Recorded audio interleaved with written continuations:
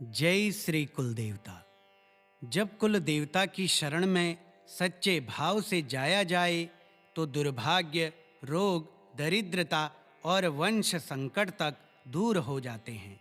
ये स्तोत्र केवल पाठ नहीं, आपके कुल की रक्षा और उन्नति के लिए एक दिव्य कवच है, जिसे सुनना ही कुल का कल्याण है। श्री कुलदेवता स्तोत्रम। कुलस्य नाथ नमस्तुभ्यं सर्वरक्षा विधायिने शरणागत पालाय त्राहि मां संकटे सखे विपत्तिनाशकं देवं दारिद्र्यहरणं विभो सदा भक्तिपरं ज्ञात्वा त्वां नमामि कुलेश्वर शत्रुक्षयकरं देवं रोगशोकविनाशिनं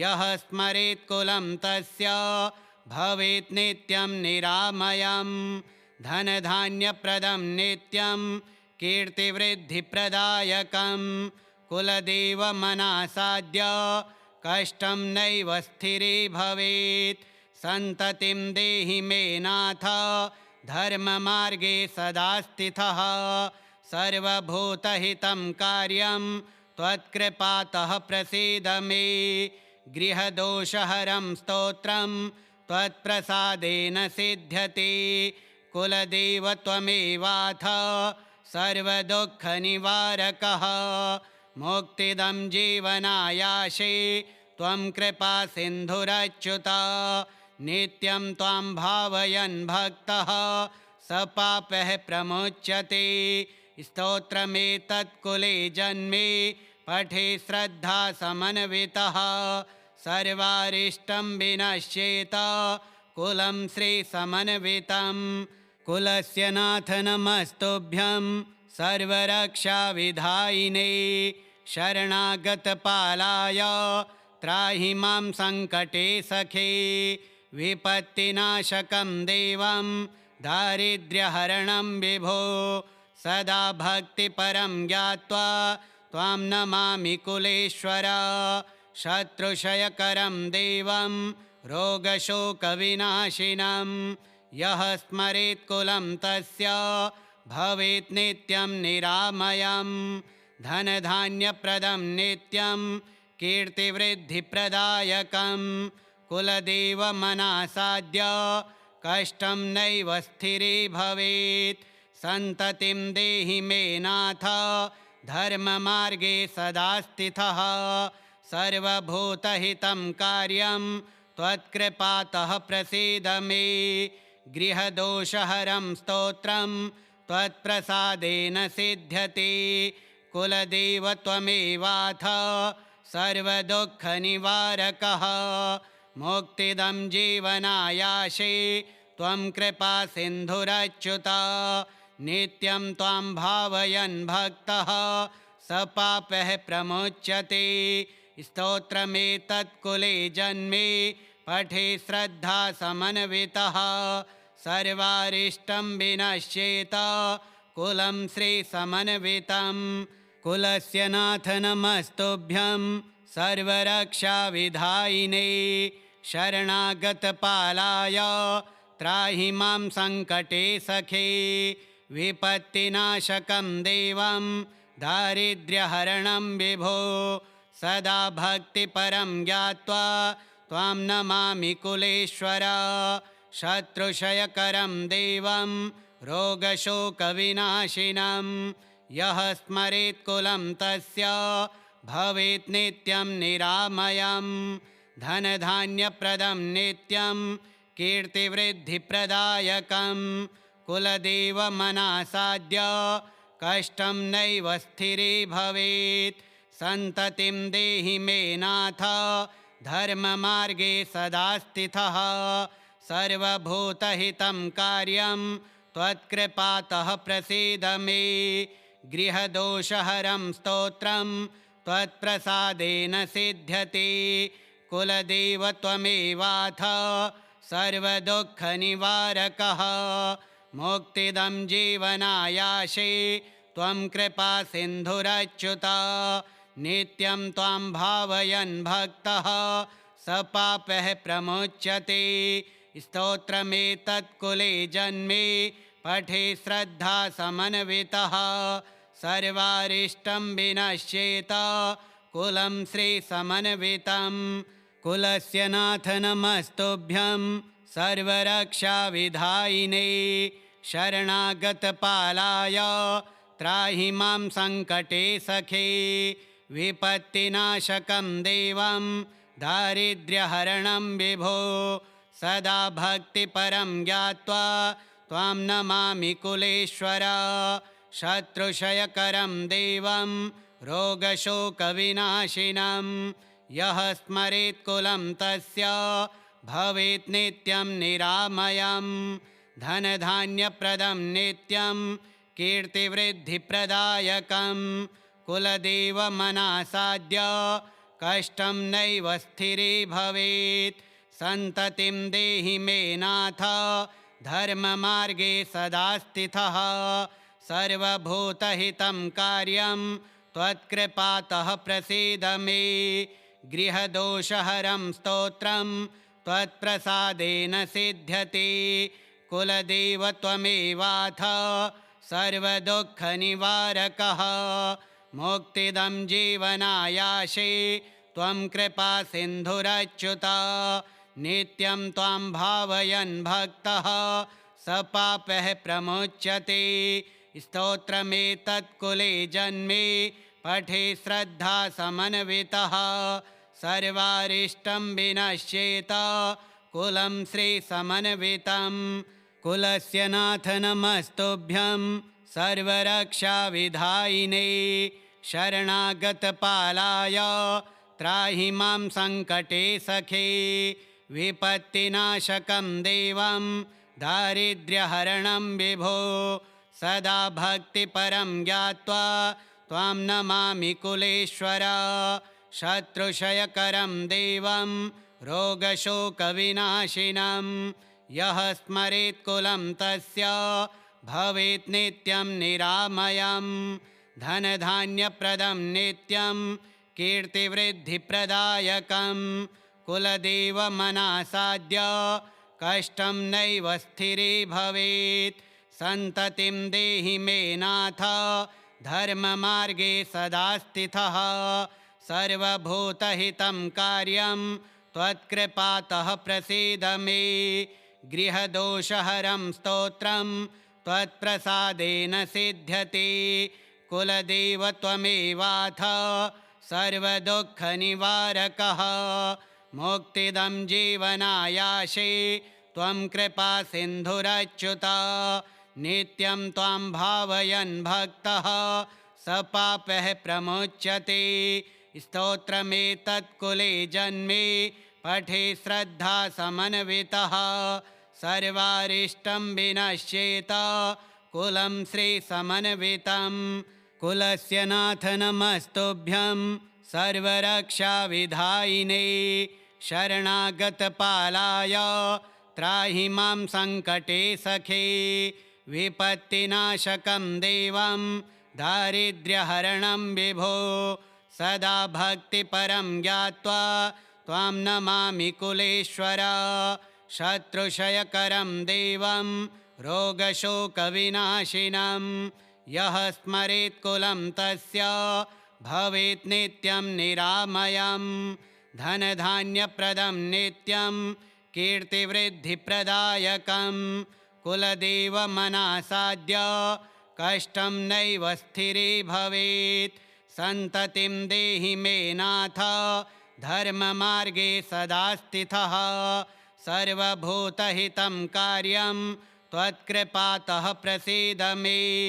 गृहदोषहरं स्तोत्रं त्वत्प्रसादेन सिद्ध्यति कुलदेव त्वमेवाथ सर्वदुःखनिवारकः। मुक्तिदं जीवनायाशे त्वं कृपा सिन्धुरच्युत नित्यं त्वां भावयन् भक्तः स पापः प्रमुच्यते। स्तोत्रमेतत्कुले जन्मे पठे श्रद्धा समन्वितः सर्वारिष्टं विनश्येत कुलं श्रीसमन्वितं।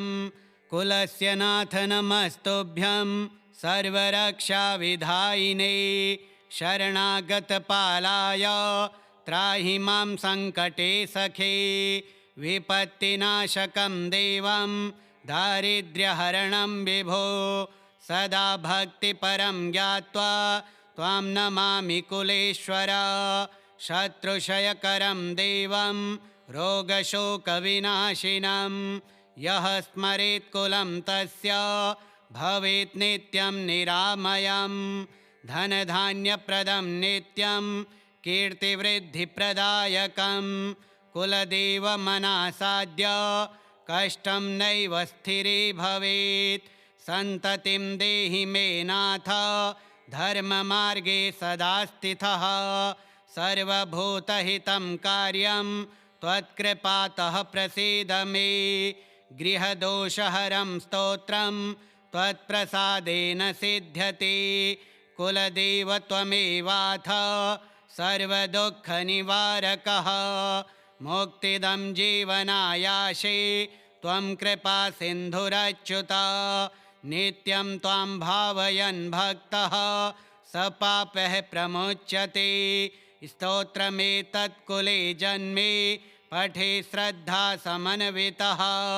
सर्वारिष्टं विनश्येत कुलं श्रीसमन्वितं कुलस्य नाथ नमस्तुभ्यं सर्वरक्षाविधायिने शरणागतपालाय त्राहि मां सङ्कटे सखे विपत्तिनाशकं देवं दारिद्र्यहरणं विभो सदा भक्तिपरं ज्ञात्वा त्वां नमामि कुलेश्वर शत्रुक्षयकरं देवं रोगशोकविनाशिनं यः स्मरेत् कुलं तस्य भवेत् नित्यं निरामयं धनधान्यप्रदं नित्यं कीर्तिवृद्धिप्रदायकं कुलदेवमनासाद्य कष्टं नैव स्थिरे भवेत् सन्ततिं देहि मे नाथ धर्ममार्गे सदा स्थितः सर्वभूतहितं कार्यं त्वत्कृपातः प्रसीद मे गृहदोषहरं स्तोत्रं त्वत्प्रसादेन सिद्ध्यते कुलदेव त्वमेवाथ सर्वदुःखनिवारकः मुक्तिदं जीवनायाशे त्वं कृपा सिन्धुरच्युत नित्यं त्वां भावयन् भक्तः स पापः प्रमुच्यते स्तोत्रमेतत्कुले जन्मे पठे श्रद्धा समन्वितः सर्वारिष्टं विनश्येत कुलं श्रीसमन्वितं कुलस्य नाथ नमस्तुभ्यं सर्वरक्षाविधायिने शरणागतपालाय त्राहि मां सङ्कटे सखे विपत्तिनाशकं देवं दारिद्र्यहरणं विभो सदा भक्तिपरं ज्ञात्वा त्वां नमामि कुलेश्वर शत्रुक्षयकरं देवं रोगशोकविनाशिनं यः स्मरेत् कुलं तस्य भवेत् नित्यं निरामयं धनधान्यप्रदं नित्यं कीर्तिवृद्धिप्रदायकं कुलदेवमनासाद्य कष्टं नैव स्थिरे भवेत् सन्ततिं देहि मे नाथ धर्ममार्गे सदा स्थितः सर्वभूतहितं कार्यं त्वत्कृपातः प्रसीद मे गृहदोषहरं स्तोत्रं त्वत्प्रसादेन सिद्ध्यते कुलदेव त्वमेवाथ सर्वदुःखनिवारकः मुक्तिदं जीवनायाशे त्वं कृपा सिन्धुरच्युत नित्यं त्वां भावयन् भक्तः स पापः प्रमुच्यते स्तोत्रमेतत्कुले जन्मे पठे श्रद्धा समन्वितः सर्वारिष्टं विनश्येत कुलं श्रीसमन्वितं कुलस्य नाथ नमस्तुभ्यं सर्वरक्षाविधायिने शरणागतपालाय त्राहि मां सङ्कटे सखे विपत्तिनाशकं देवं दारिद्र्यहरणं विभो सदा भक्तिपरं ज्ञात्वा त्वां नमामि कुलेश्वर शत्रुक्षयकरं देवं रोगशोकविनाशिनं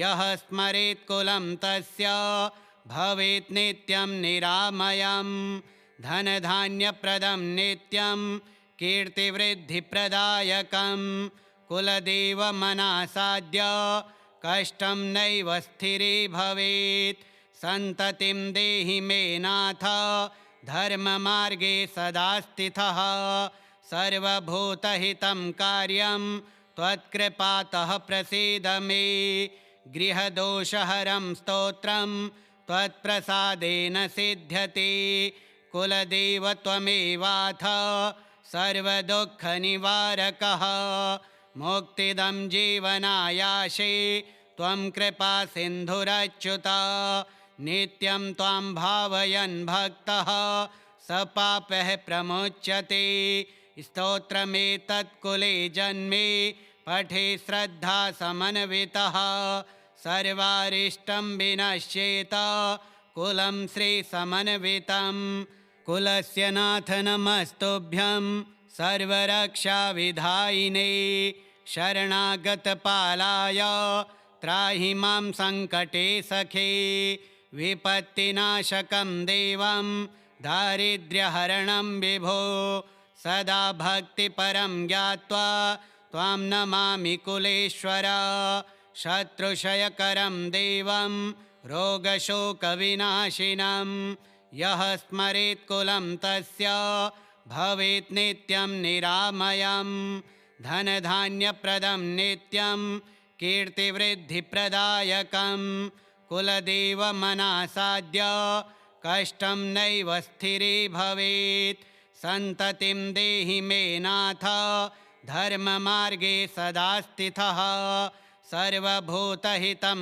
कार्यं त्वत्कृपातः प्रसीद मे गृहदोषहरं स्तोत्रं त्वत्प्रसादेन सिद्ध्यति कुलदेव त्वमेवाथ सर्वदुःखनिवारकः मुक्तिदं जीवनायाशे त्वं कृपा सिन्धुरच्युत नित्यं त्वां भावयन् भक्तः स पापः प्रमुच्यते स्तोत्रमेतत्कुले जन्मे पठे श्रद्धा समन्वितः सर्वारिष्टं विनश्येत कुलं श्रीसमन्वितं श्रीकुलदेवतास्तोत्रं श्रीकुलदेवार्पणमस्तु।